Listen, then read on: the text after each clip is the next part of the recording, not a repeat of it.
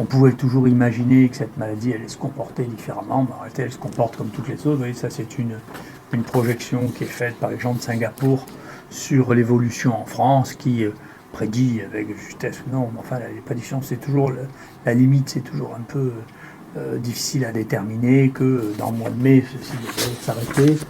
C'est une courbe, on l'avait vu la dernière fois, qu'on observe aussi en Chine. Vous voyez ici en Islande, qui sont les gens qui ont le plus testé de gens.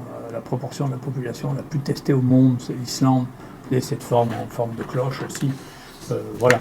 L'histoire de ce rebond, là, je ne sais pas d'où ça sort, mais enfin, c'est pas les maladies virales respiratoires qu'on connaît. Elles n'évoluent pas en dos de chameau, elles évoluent en cloche. Voilà. Donc c'est une forme banale.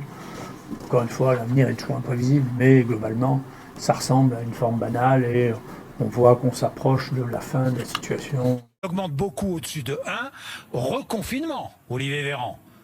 La menace est là. Ça peut arriver. Nous ne l'avons jamais caché, ni en France, ni en Allemagne, ni même en Corée, ni à Singapour, ni même en Chine.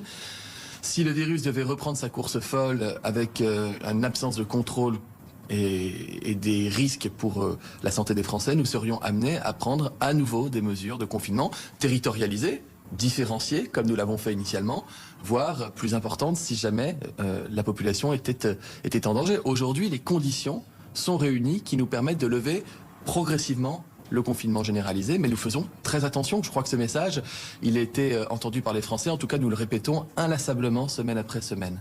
Oui.